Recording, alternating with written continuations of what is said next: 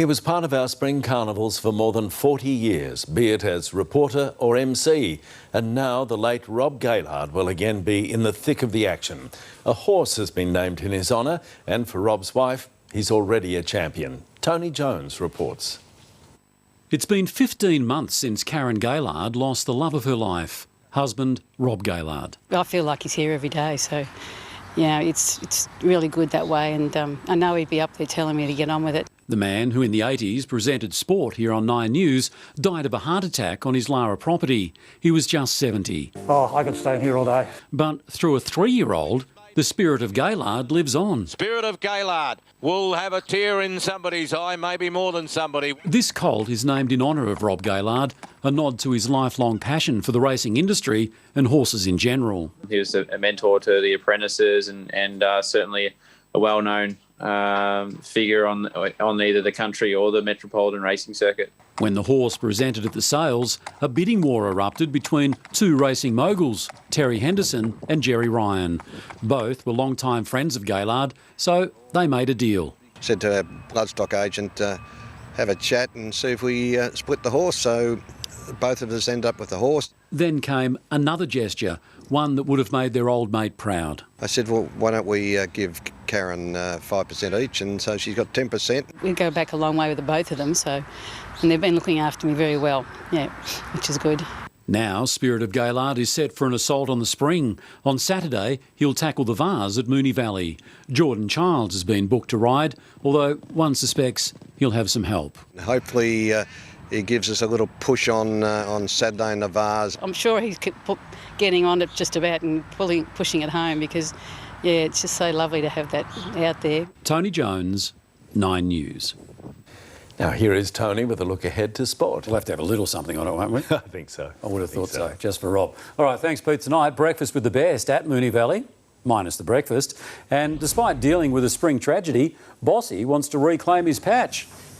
I train, work out now, and most of the younger blokes can't keep up. Cox Plate favourite with an eye-catching gallop, but there's one trainer keen for more Valley success. From delirium to devastation, Glenn Boss has experienced the full spectrum of emotions around the Cox Plate in the past 12 months. And while he won't have a ride in this weekend's classic, the veteran hoop is quite literally back in town. He spoke with Braden Ingram.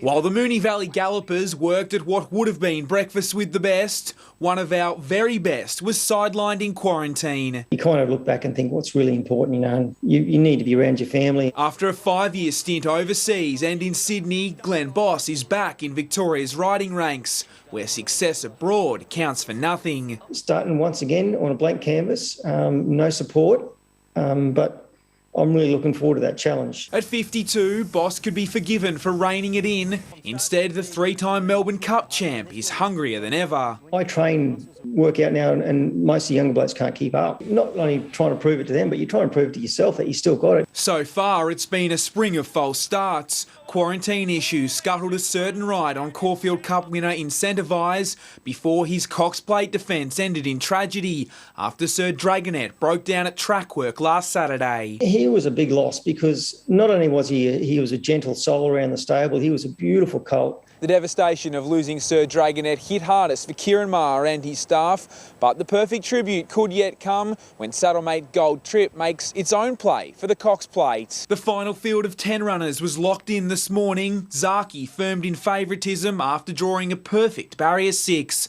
but there's stiff competition from 9-time Group 1 winner Very Elegant. The Chris Waller trained mare flying under the radar. She's a champion and she won't stay down for too long. The Cox Plate has a funny way of finding the best horse to win the race. It'd be a victory against the odds. Braden Ingram, 9 News. Waller will be hoping for some help from above in the coming days in the form of some rain to help soften up the Moonee Valley track, but he won't be the only Cox Plate contender looking for some cut in the ground. Jane Bunn will keep us updated, but hopefully she's saying it's going to rain. Kieran Maher saddles up international raider Gold Trip with veteran Damien Oliver on board. He's got some great form overseas and, you know, if the rain comes at their forecast, he doesn't mind soft track either. So, you know, I'm really pleased with him and I'm looking forward to riding him on Saturday. Hopefully the last Cox Plate at an empty Moonee Valley for some time. Andrew McCormack.